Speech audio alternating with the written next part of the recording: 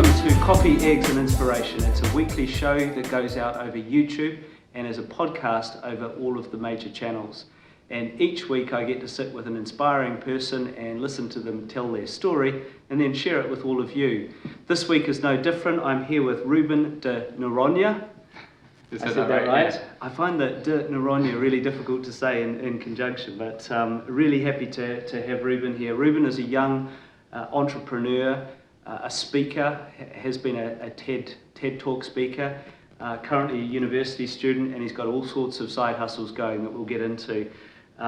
Bit of background, Ruben developed an interest in apps on phones, and started doing that when he was 13 years old, and by the age of 15 had developed 4 apps. That then sort of progressed into a digital agency business. He found he was getting asked to do projects for people, websites, apps, logos, and banners, etc. And this was all still at a pretty young age, 16 or so, which led him into a second business, which we'll talk about in a moment, called TechSource, which is an independent site, originally a blog site, and also a YouTube channel, and now just a YouTube channel with independent tech reviews. Right now is studying full-time at the University of Westminster, and also excitingly starting his own podcast, which will be going live fairly soon, and we'll talk about that as well. So welcome, Ruben. Thank you. We've actually met before, yeah. Of course we met before because of the podcast, which should be coming out in the next few days, so stay tuned for that. And what's the name of the podcast? The name of the podcast is the Ruben de Noronha podcast. I couldn't think of a better name. Okay, so I'll link that below. Watch out for that, and I'm sure there'll be some interesting guests that he'll have other than me, of course. What led you at the age of 13 into app development? Right, that didn't happen at school. It was something outside school. Yeah, exactly. When I was in secondary school, I was really interested in the apps on my mum's phone, actually, and because I didn't think I had a good phone at that stage. So I was more interested in how they were built rather than the actual app. So in school, I had when I was doing my GCSEs, we had to study for so many subjects, but I was really just interested in a handful of them. Not the other subjects didn't really interest me as much. So I began to really focus on things that I was passionate about and explore creating apps. Since I didn't know anything about programming or how to create an app, I just typed in on YouTube how to create an app.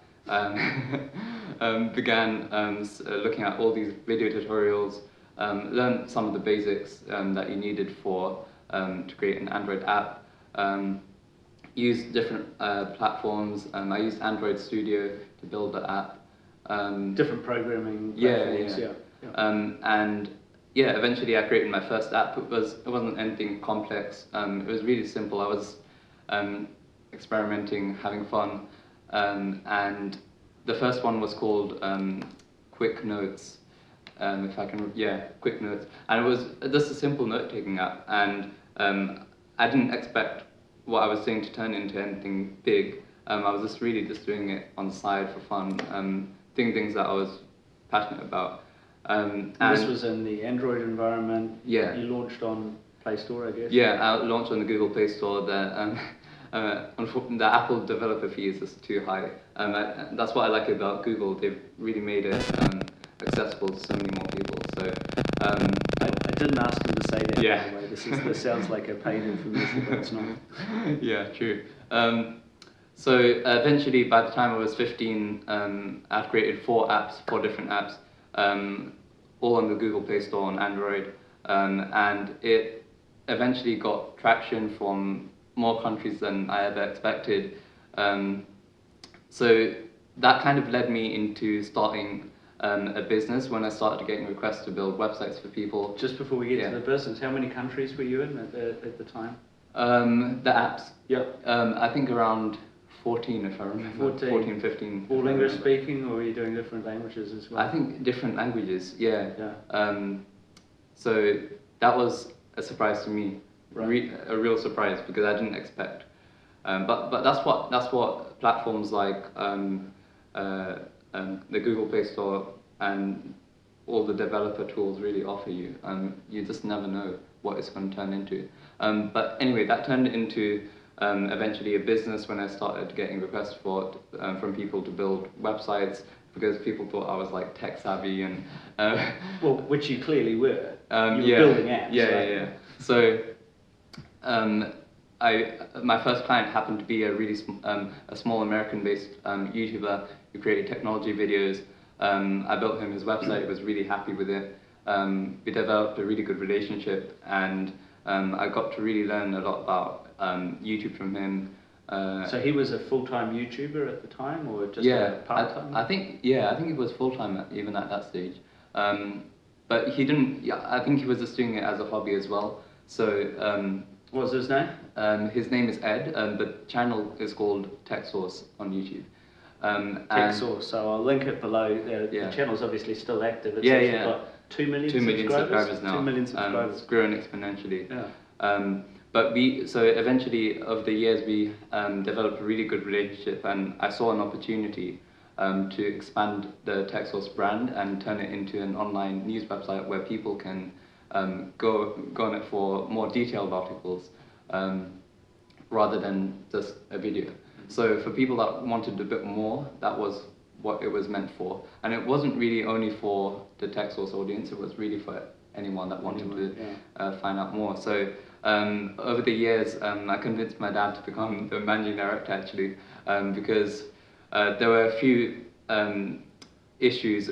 There's a lot of issues when you're trying to deal with company's house and you're under 18. Like there's a lot of things that, but things are starting to change. For example, like business bank accounts. I remember when I was in a meeting with, in a bank with this, I think it was like one of the directors of Santander or whatever, and I was just hoping he would allow me to open this business bank account. You couldn't have a business bank account. Yeah, you couldn't. So the only way around it at that time, I think it's a bit different now. I think now a few banks do allow you to open a business bank account, but at the time you couldn't. So I had to get my dad to become the director of the business on company's house. I had to resign, and that was the only way it could work. So eventually we managed to sort all of those initial problems. And we did really well. We were reaching... Just on the bank account, sorry to cut across you, I've had Ben Towers on the show Ben, before, and he actually told the same story, right? His big issue was that he couldn't open a business bank account, and I think he eventually convinced Metro Bank to do that, but there was a lot of change in regulation that was required. So that's a good point though. Like when you come across obstacles like that, those are the moments where you really you're forced to be creative. So I think those moments are really crucial for any entrepreneur. So during those moments, you just have to find a way to get around those things. So eventually, TechSource became well-known. Overall, like including TechSource, the YouTube channel and our website, we were reaching something like, the majority of it was from YouTube, but we were reaching something like 10 to 15 million people a month. So the brand was growing rapidly. And this was doing independent technology reviews on things like phones or headsets or whatever. Yeah, exactly. So really it's technology related to like phone reviews, PC building, like gaming PCs, that kind of stuff. And it began to take off. We partnered, initially we had a number of obstacles, as you do. Initially we were getting more traffic than we could actually handle on our website. So we had to, our website kept crashing. So I was still young, I was still learning. So eventually we had the chance to partner with an American company who powered our website, and it was great working with them. And yeah, we were doing really well. We got invited to CES, the Consumer Electronics Show, which I couldn't attend actually because I was. The Las Vegas, I think it's Vegas. Isn't Yeah, it? it was held in Vegas, Yeah. and that's really a place where they showcase all the new technology that's coming out in the next few years. So our team actually, some of our team got to go, but I didn't get to go, even though I was a co-founder, because I was under 18 and they required you to be over 18 to go. So I was really disappointed, but I was glad that other people in our team could go and actually make use of that opportunity. So we have that in common. So I can't now remember the year, but when I was under 18, a long time ago now, I went to the Consumer Electronics Show in Vegas with my father, and I think they had the same regulations, so that was worrying for us. Yeah. And I don't know how he did it, but we managed to get in. I had a little badge. Oh, wow. And at that time, the technology, there was a lot of robots. I remember a lot of robots. It was a wonderful convention. If you ever get the chance to go, it's worth going to the Consumer Electronics Show. So that's interesting. So you were back in the hotel or something, or you weren't even in the country? No, I didn't get to go at all. So I was just sort of trying to support from London, and that's a great thing about technology. You can work from anywhere. But two of our team members went to actually report on the event and write articles on it and things of that nature. So over the next few months, we kind of got to work on campaigns for really big companies like Google. We did one for the Pixel phone, Pixel 2, I think it was, Pixel 2 or 3, and we got to work with smaller tech startups that wanted more exposure, and also like companies like Huawei who actually sponsored us for the CES. So we were doing really well, and it was TechSource was the business that really started to take off for me. Like the first business kind of led into this. So eventually we found that the majority of our growth was coming from YouTube, and we noticed that when you give people a choice, the vast majority of people would choose video over actually reading an article. Very much. Yeah. So we short content. Exactly. Yeah. So I think that's what part of the reason why apps now like TikTok are really taking off. Yeah. Because it's really video based, and it's for people like short. It's really short videos. So or TikTok, what is it? 10 seconds or 15? 15 second videos. Yeah. So I think that's taken off, particularly in the younger generation, because nowadays people have shorter attention spans. So eventually we decided that we would just let Edgar, who was running the YouTube channel, just continue with that. And we decided to close. We actually had a few offers from companies in America. We had one in America. Their company was collectively across all. They had a lot of different media brands. They were reaching 1 billion people a month through all their channels. Wow. 1 billion people, and we got quite far in conversations with them. They wanted to acquire your channel. Yeah. So they wanted to acquire our website and our company, and the offers we got back were just not good enough, and I didn't want to sell. And one of the things that, looking back, I remember is that I never wanted to sort of raise investment to begin with. I always wanted to see how far I could organically grow, and only raise investment if I really, really needed to. Yeah. But we found that by looking at all That's our... That's a good rule of thumb, by the way. Yeah, exactly. Because it's always good to sort of... I really believe in the proof of concept part, because if you can prove something's working, and in our case it was, but we just didn't get to the level where we needed to be. Mm-hmm. So in the online news media world, you either have to be really massive, like companies like The Verge, are owned by Vox Media. Their reach is in hundreds of millions, and we were just hundreds of thousands. So we were growing slowly, organically, but it just wasn't enough to sort of keep it going, and it didn't make sense for us financially. So we decided that we would just let Ed continue with his YouTube channel and move on to other things. So shout out to Ed. Yeah, shout out to Ed. Which he's doing very well. How many million views now? So combined over the years, 300 million views. 300 million. I think views. it might be even higher at this stage.